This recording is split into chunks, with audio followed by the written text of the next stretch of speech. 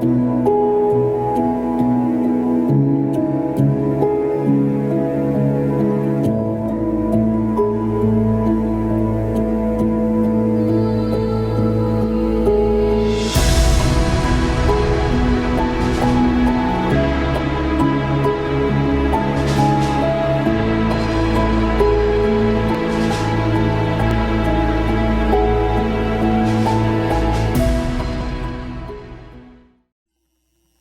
in James chapter 5, Jesus' brother, he sees all that these early believers are going through.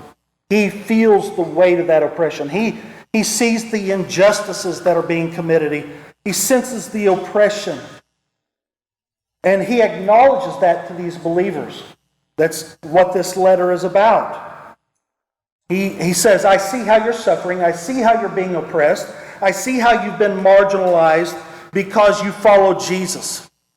The rich people, they use you and abuse you. Remember, last time I preached, we talked about how in verses 1 through 6, James was addressing rich people and how people who are in positions of power often use and abuse those under them. So James here, he's addressed and condemned that behavior. We talked about that last time we met. But now he's going to switch gears again and go back to addressing the Christians. And here's what he's saying. He said, I know how you feel. I know you're angry. I know you're frustrated. I know you're overwhelmed. I know you feel marginalized and demeaned. And you want to fight back. And so he's going to answer this question. How can I do right when I've been wronged? And he says here, don't default to your base instincts. God's way is better. There is a way that we can work through the oppression and the persecution and all of the weight and the trials and tribulations of this world that is far greater than just fighting back or seeking out an eye for an eye or bottling it up. You can work through this by the power and the presence of the Holy Spirit in your life. And when you do so, you can find a path where you can move forward into the future and endure the miseries of life, whether they're to the mild or to the extreme. So look at James chapter 5, verse 7 with me.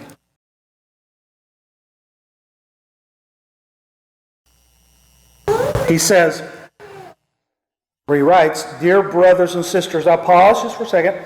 I want you to note the transition back. Originally in verse 1, if you say, look here, you rich people, that's what verse 1 says. Now he's flipping back. He's addressed the rich people, those that were outside the church.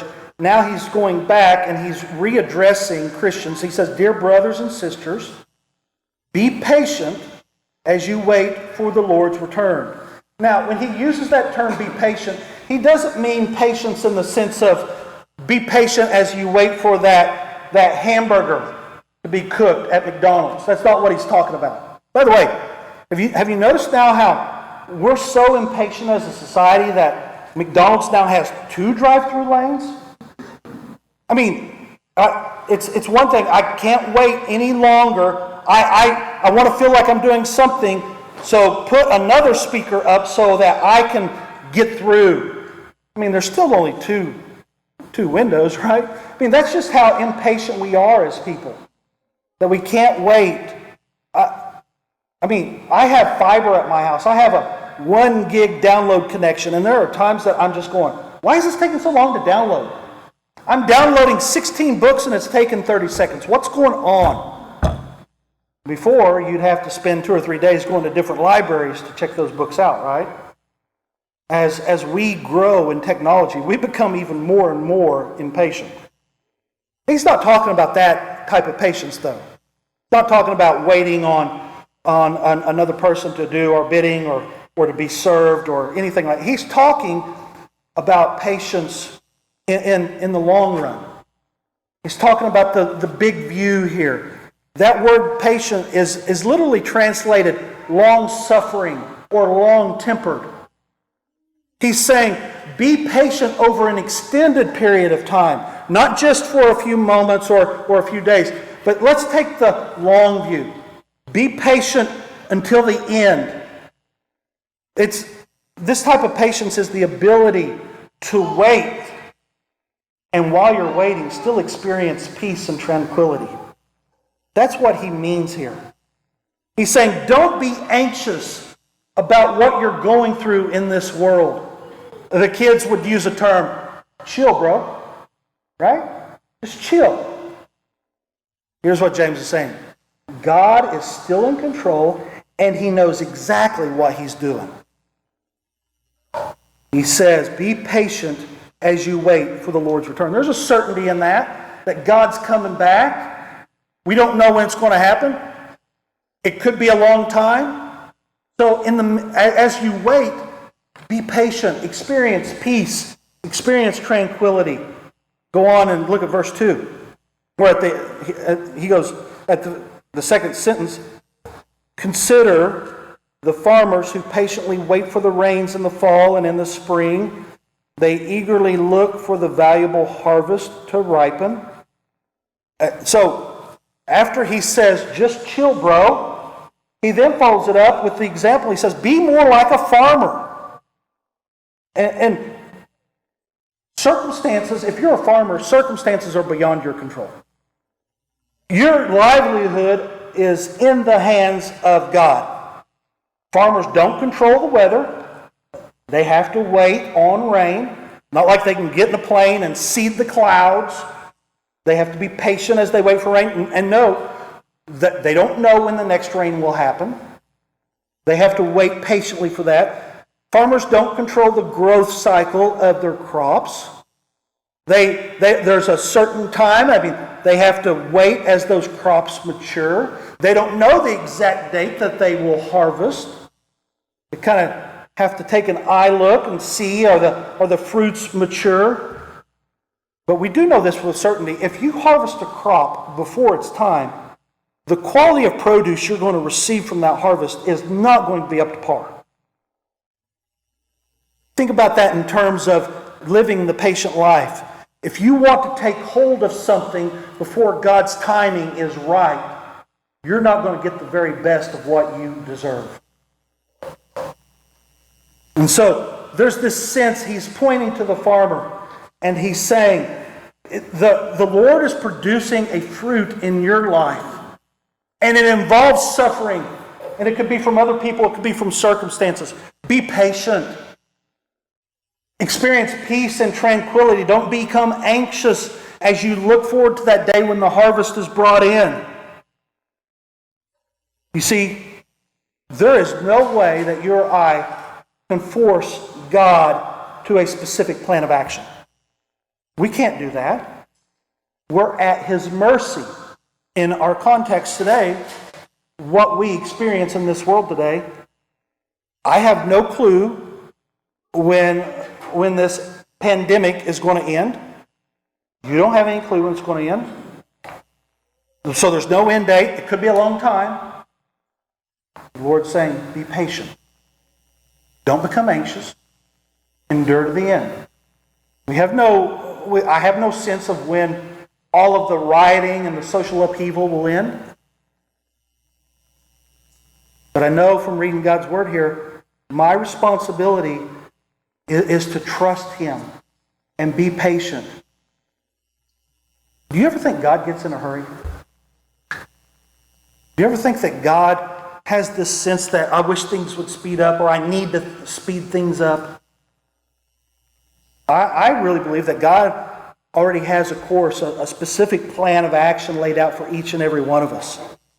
I believe that God does things in His own way and on His own time schedule. Now, as a Christian, I should be responsible enough to pray about those situations. But rest assured that when the time comes, God will deliver justice. There will be a time when we'll look back and all this will simply be a memory. When 2020 will just be another page in our history book. James, he doubles down. Look at verse 8.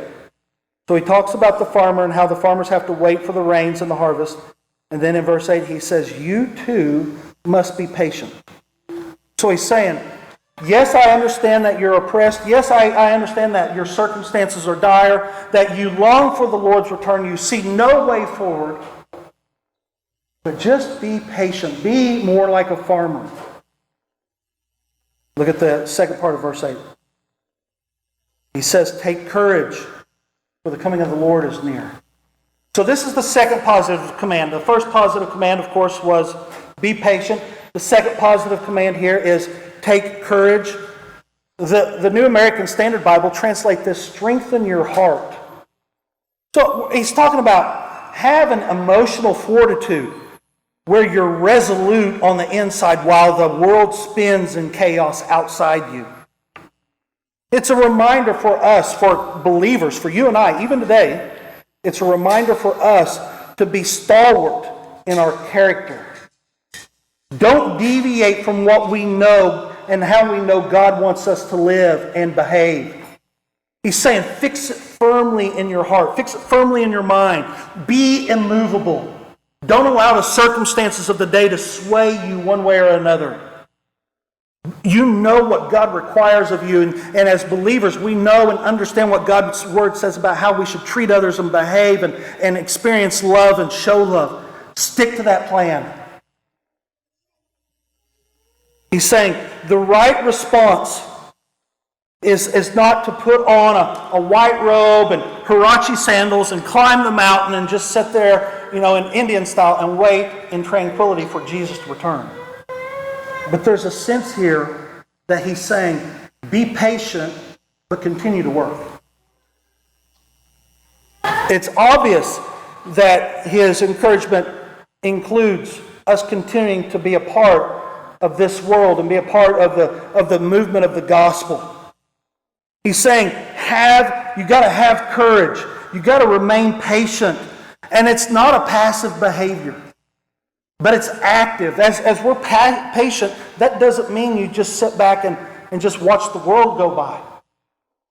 But it means within your soul that you are steadfast in moving forward.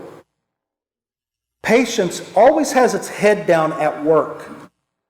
Patience always focuses on the task at hand. It doesn't get thrown off course by the things that are working around it in the chaos. And he says, just like the farmer. The farmer can't control the circumstances, yet every day he's vigilant. And he continues to work as he waits patiently for that time when the harvest takes place. How many farmers do you know that go out and they plow their field and they plant their seed and then they walk away, and the next time that they look at their crop would be the day of harvest? Not very many. Farmers still have to remain vigilant. They still have to weed. They still have to water. They still have to till the ground. They still have to make preparations for the time of the harvest. It's not a time just to put it in cruise control. And sometimes I feel like that's what we're doing at this time. I really, all honesty, and I just have to admit, I feel like I'm on cruise control right now because of the way society's got us locked down. I feel oppressed.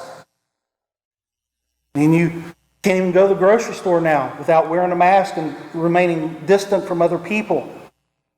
All of these things just feel so burdensome to me, so oppressive, so inhumane.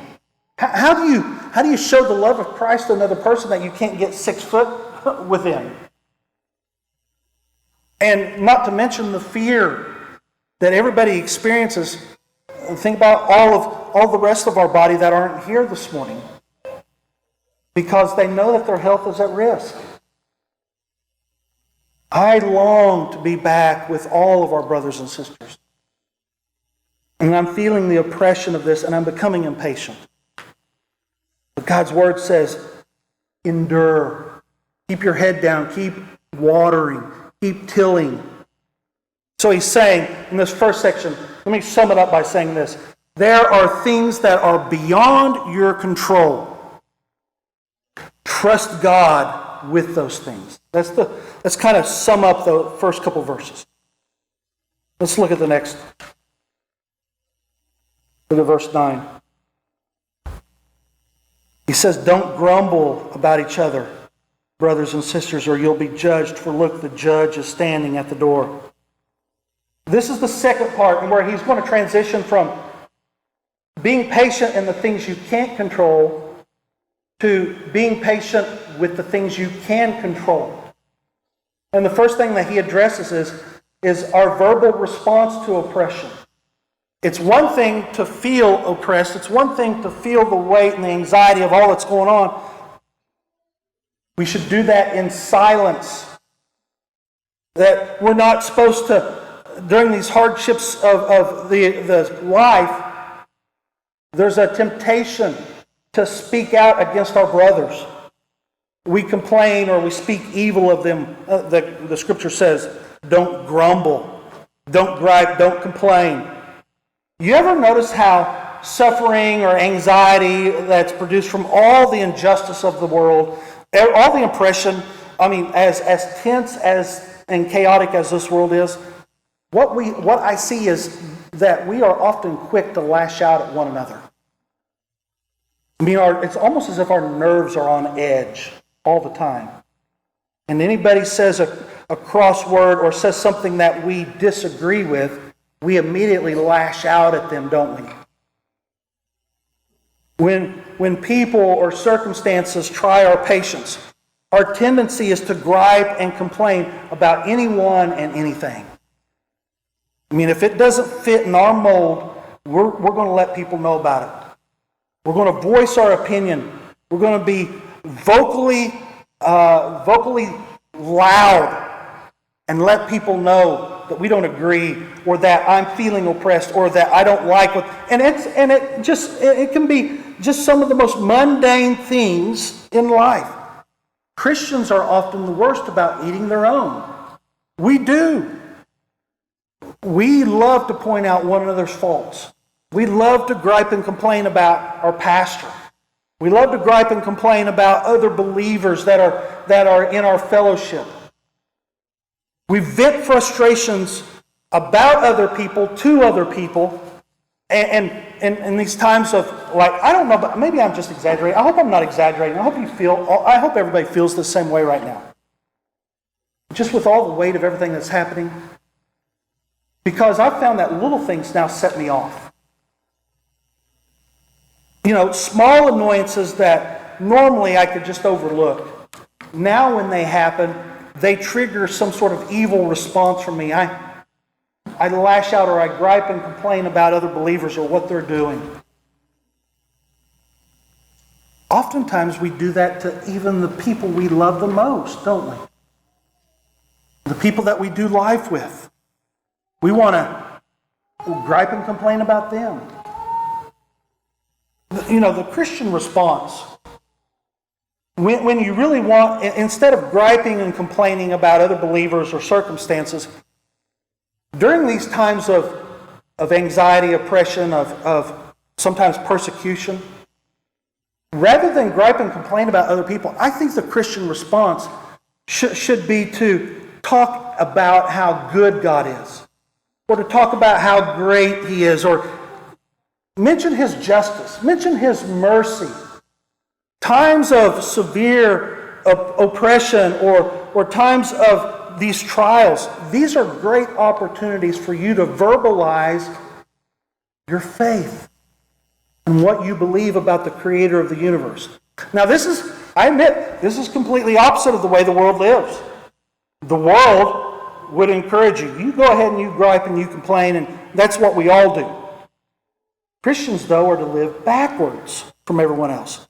Remember, we're part of this upside-down kingdom, aren't we? We live differently than everybody else. And so, I really think that our response should be much more speaking about how good God is and pointing people to Him, rather than griping and complaining about all the things that go on around us. There's a warning that's contained here too. He says, don't grumble about each other, brothers and sisters, or you'll be judged. And then here's the warning, or that is the warning. or you will be judged. For look, the judge is standing at the door. So here's the warning. He's saying if you give in to that temptation to respond to all of the junk that's going on, all the chaos, just know God's coming back, and He's going to look to see how you've responded, whether you've been patient, whether you've been long-suffering, or whether you've taken things into your own hands. And if you have responded that way, you too will be judged. So, I want you to take that idea, and then take the farmer, what we know about the farmer here. You know, the farmer that keeps his head down and keeps his hands busy, he doesn't have time to worry about what his neighbor's doing. Oftentimes we have so idle hands, and we get so concerned about looking at the things going on in the world rather than taking care of your own rat killing.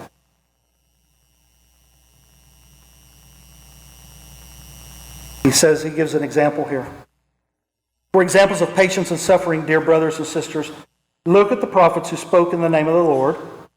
So he's talking about all the prophets of the Old Testament. He just kind of lumps them together, and then he pulls one of them out here in verse 11. We give great honor to those who endure under suffering, and the Old Testament does. Go back and read it, and you'll see there's great honor shown to those prophets that in the face of persecution and oppression that they continue to serve the Lord. And then he brings this one out. He says, for instance, you know about Job, a man of great endurance. You can see how the Lord was kind to him at the end, for the Lord is full of tenderness and mercy. And so if you don't know anything about the book of Job or that character in the Old Testament, Job was a man who experienced incomprehensible personal, financial, and physical losses. Everything that he owned, all of his children, even his health was stripped of him. And he endured through it all. James points to Job here. And he says, look at Job, who in the middle of all the chaos and all the injustices of this world, he refuses to give in to the temptation to seek his own revenge. And then ultimately, if you read the end of the book of Job, you see that God returns that blessing to Job. And that's what he says. You can see how the Lord was kind to him at the end. That's what James is doing here. He's just saying, if you need an example of what it looks like to endure when life is at its worst, just look at Job. And if you endure that end, there won't be this harsh justice that exists for you. It will be something that resembles a blessing like Job received. Let's go on. Let's wrap it up here. Verse 12. But most of all, my brothers and sisters, never take an oath by heaven or earth or anything else. Just say simple yes or no so that you will not sin and be condemned. So this is the fourth encouragement here. And he's saying, don't sin by taking an oath. Some translations use don't swear. When you read that, it's not talking about profanity, the words that are coming out of your mouth. He's talking about taking an oath. At the time of this writing, culturally, like I said earlier, if you kind of understand what was going on and what the people were like and what everybody was experiencing at that time, it makes a lot more sense as you read Scripture. During this time, in this particular society, the lying and the cheating and the stealing was widespread. I mean, it was basically a society of you give your word. There was no way to double check whether or not my credit was good, right? So you had to take that person's word for it. And so what would happen is, since there was so much lying and cheating that was going on, people would often take an oath in order to validate their truthfulness.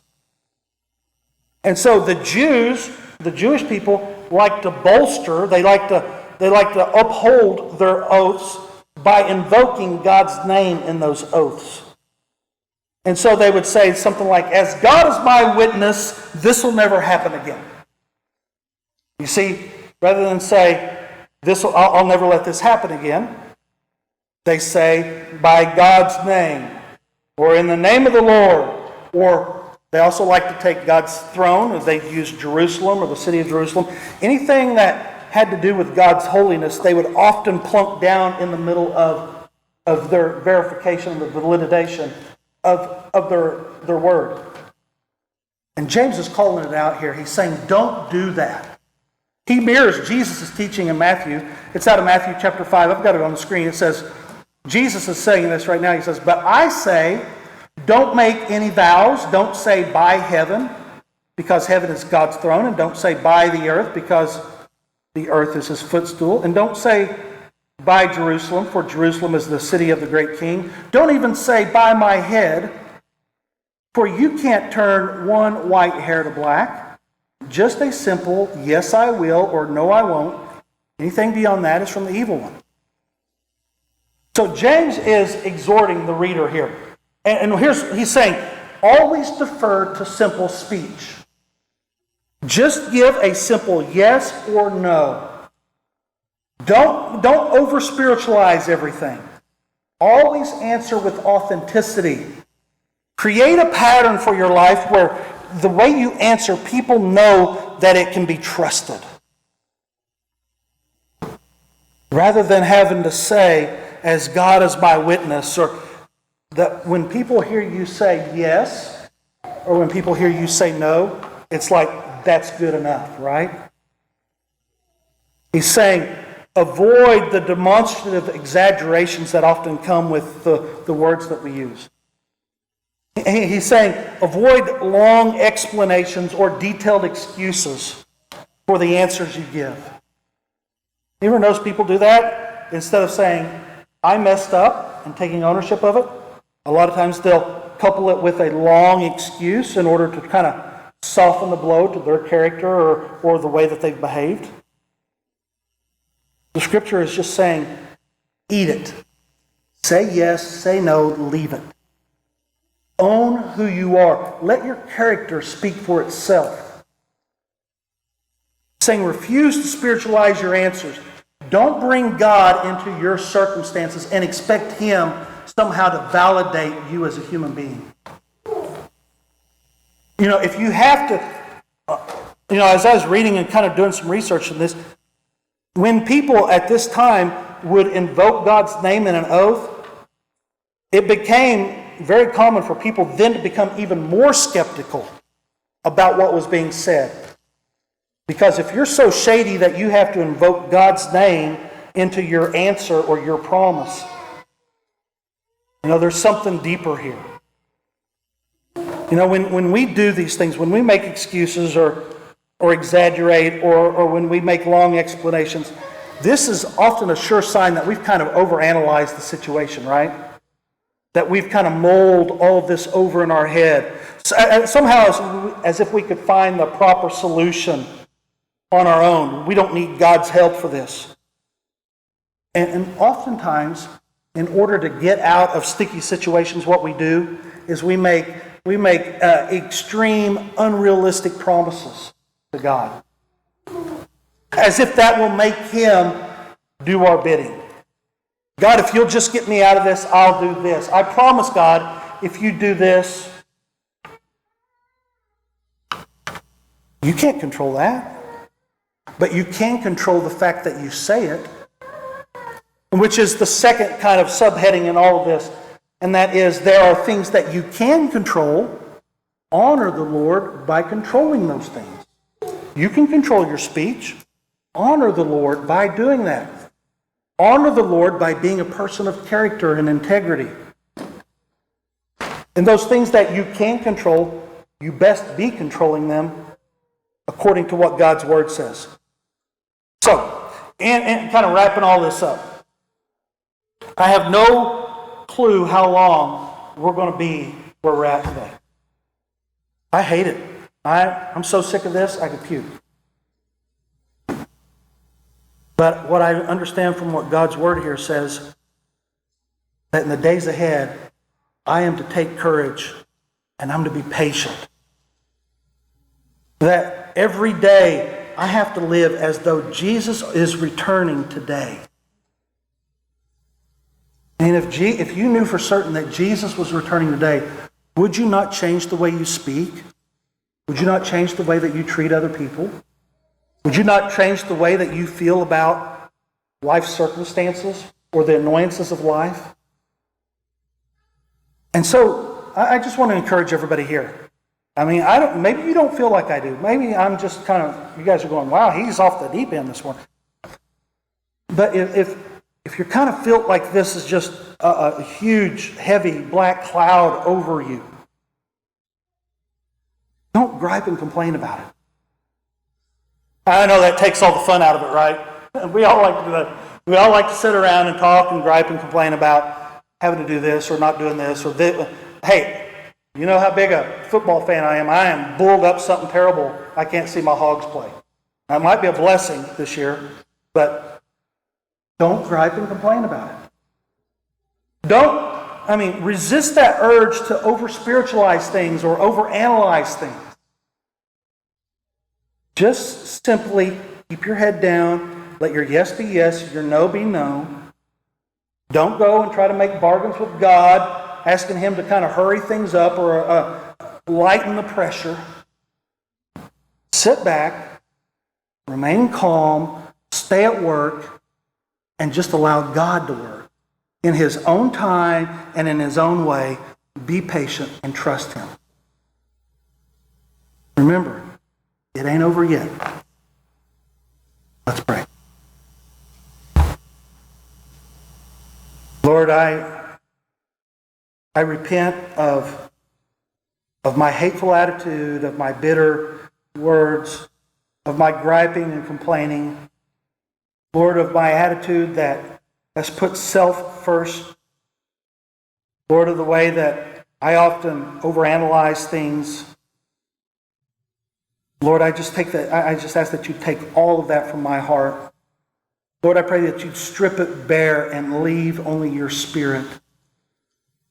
And Lord, I pray that in the coming days and weeks that all of us, even in the midst of all of the dark days and all the chaos that's surrounding us, I pray that we would keep our eyes focused on you, keep our hand to the plow, be patient with peace as we await your return. And your word says you will receive much glory, and we will be blessed for that. For it's in Christ's name we pray. Amen. Thanks for coming this morning. You're dismissed. Have a great week.